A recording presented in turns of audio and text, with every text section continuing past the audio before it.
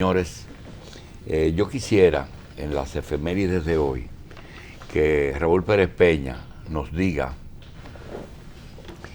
qué significa, primero, qué se conmemora el 12 de enero.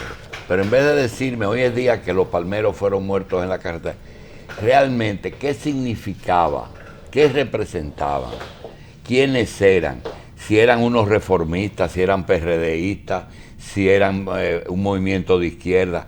Los que ahí enfrentaron las Fuerzas Armadas Dominicanas, ¿qué ideal tenían y a qué organización pertenecían? Habían, sobre todo a Mauri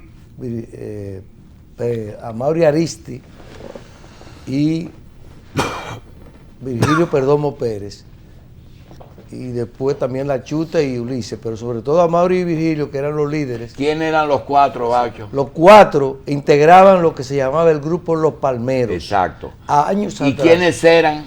Años atrás habían sido militantes del 14 de junio, sobre todo a Mauri y Virgilio, Bien, que eran los más connotados, y luego se habían integrado con Camaño en este grupo que se convirtió en el grupo Los Palmeros. ¿Cuál es el nombre de ellos cuatro? Amaury Germán Aristi. Amaury Germán. Virgilio Perdomo Virgilio Pérez. Perdomo. Bienvenido Leal Prandi, llamado La Bienvenido Chuta. Leal Prandi, y alias Ulises La Cerón Chuta. Polanco, el ¿Y? cuarto.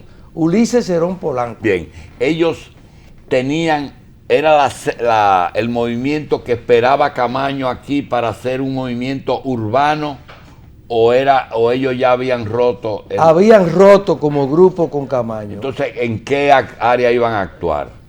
No, en virtud de que ellos estaban todavía por definir su estrategia como grupo de la resistencia aquí urbana. No tenían, era aquí en el escenario urbano, por supuesto, porque Camaño estaba en Cuba. ¿Y qué iban a hacer ellos desde ahí del kilómetro 17? No, ese realmente era un lugar, un refugio Que ellos tenían. ¿Y ellos tenían algún plan para actuar? Desde ahí no. ¿Y desde dónde? No, estaban en un proceso de desprendimiento del grupo de Camaño. Entonces ellos no estaban en una actividad para irse a las montañas. De desarrollo de una labor específica, no. Avión de Estados Unidos pudo ubicar a Mauri. Porque Estados Unidos actuó en ese movimiento. Pero claro, ahí actuaron.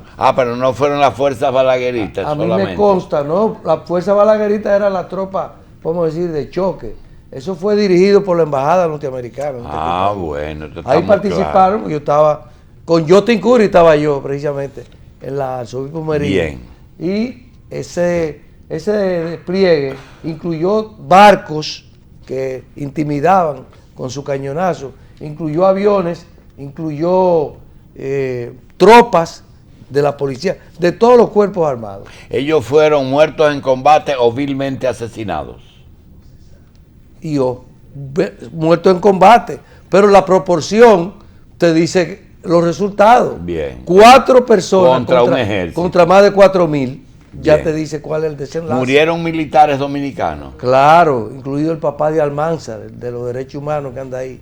Era capitán de la policía, un caso. Bacho, ese movimiento dejó luego algún tipo de organización que lo sustituyó. Como del grupo de Amaury. Sí. Bueno, quedó a la demandada realmente. ¿Eso no tenían nada que ver con el Corecato? No, nada, en lo más mínimo. Sí, gente como Miguel Coco y Mapuy, que habían sido Corecato. Hubo intentos de rescate. Leo Mercedes, que había sido también parte de los Corecatos, intentaron mantener ese espíritu, pero definitivamente como estructura no lo fueron. Bien. Bueno, eso es lo que tenemos hoy, 12 de enero. Fue un 12 de enero. Hay que decir que para conmemorarlo, sí, un 12 de enero del año 72.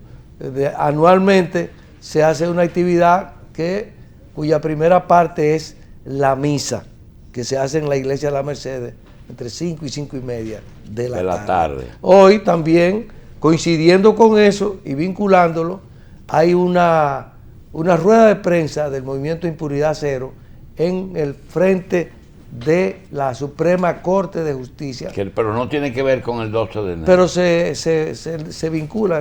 Bien, gracias, Bacho.